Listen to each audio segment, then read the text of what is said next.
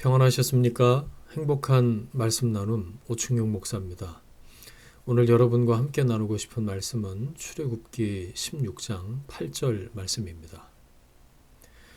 우리가 누구냐? 너희의 원망은 우리를 향하여 함이 아니요 여호와를 향하여 함이로다.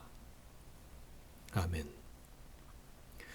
신앙은 목적이 있는 여정입니다. 떠나야 할 곳이 있고 도착해야 할 목적지가 있습니다. 따라서 신앙인의 삶은 목적이 이끄는 삶입니다. 목적이 분명하면 흔들리지 않죠. 작은 일에 마음을 빼앗기지 않습니다. 인내할 줄 압니다. 그래서 다른 사람을 원망하지 않습니다. 이스라엘 백성 전체가 이집트를 떠났습니다. 그러나 모두가 한 마음으로 흔쾌히 떠난 것은 아니었죠. 이런저런 이유로 이집트에 미련을 남겨둔 사람이 많았습니다. 홍해를 건너기는 했어요. 이집트를 탈출하기는 했어요. 하지만 왜 이렇게 가야 하는지, 게다가 광야를 물도 없이 헤매야 하는 이유를 도대체 모르겠는 거죠. 그들은 상황이 조금만 어려워져도 금세 원망과 불평을 앞세웁니다. 마라에서 물이 써서 마실 수가 없자 불평했습니다. 모세를 원망했습니다. 하나님을 믿을 수 없다는 거였어요. 그런 사람들에게 하나님이 긍휼을 베푸십니다. 쓴 물을 단물로 만들어주시고 그런 샘이 12개나 있는 엘림으로 인도하시죠. 광야를 지나서 또 다른 광야입니다. 수르 광야 지나서 신광야에 이르렀어요. 이번에는 먹을 것이 떨어졌습니다. 한 달쯤 잘 버틴 것 같은데 다시 문제 앞에서 원망과 불평이 튀어나옵니다. 불평은 금세 전염이 되죠. 한두 사람이 시작하지만 순식간에 퍼져갑니다. 목마를 때는 소수였는데 배가 고프자 모든 입술이 불평합니다. 원망은 사실을 왜곡합니다. 과거를 과장하고 현재를 왜곡하죠.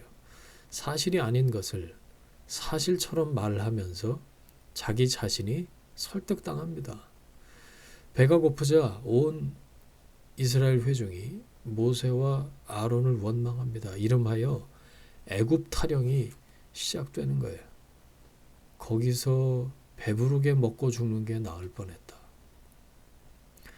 아니, 노예로 죽도록 일하고 제대로 먹지 못했던 과거가 고기가마 곁에서 떡을 배불리 먹던 추억으로 둔갑합니다.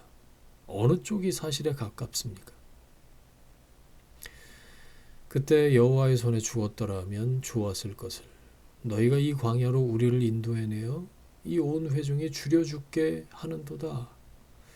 모세가 이 원망의 칼끝이 어디를 향하고 있는지 알려줍니다. 너희의 원망은 우리를 향한 것이 아니라 하나님을 향한 것이다. 원망은 에덴 동산에서 시작된 하나님을 향한 죄인의 고질병입니다. 세례받고 그리스도인이 되었어도 옛 버릇은 계속 튀어나옵니다. 과거의 좋지 못한 습관, 옛사람의 거룩하지 못한 습관은 계속해서 다루어져야 합니다. 원망, 불평의 레퍼토리는 새 사람의 라이프 스타일과 어울리지 않습니다. 아무리 힘들어도 해서는 안 될 말이 있죠. 어머니 왜 날 낳으셨나요? 이런 말입니다. 먹을 것, 마실 것이 떨어져서 힘든 건 알겠어요. 하지만 힘든 것과 죽는 것은 다르잖아요. 조금만 힘에 붙이면 죽겠다, 죽을 것 같다라는 거죠. 하나님은 살리시는 하나님이시지 죽이시는 하나님이 아니십니다. 생명을 주신 하나님한테, 호흡을 주신 하나님한테 가장 못할 소리가 왜 우리를 죽이시느냐고 하는 거죠. 나를 죽이려고 이곳에 끌어다 놨냐고 원망하는 겁니다. 우리를 죽이는 건 죄요, 사단이지 하나님이 아니십니다. 입에 올리지 말아야 할 것들이 많습니다. 툭 하면 죽겠다, 못 살겠다. 하나님 너무하십니다. 습관처럼 입에 붙어있는 투덜거림, 어두운 것, 부정적인 것, 사단이 좋아하는 것들입니다.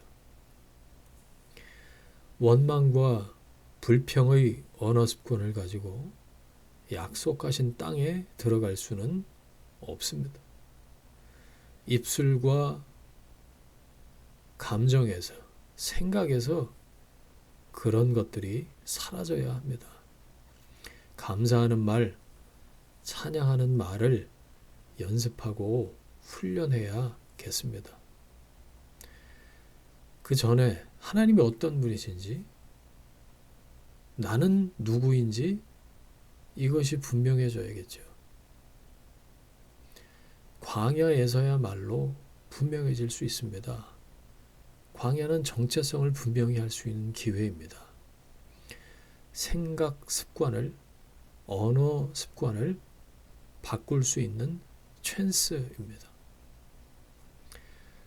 홍해 건넜는데 자꾸 이집트 생각해봐야 뭐합니까?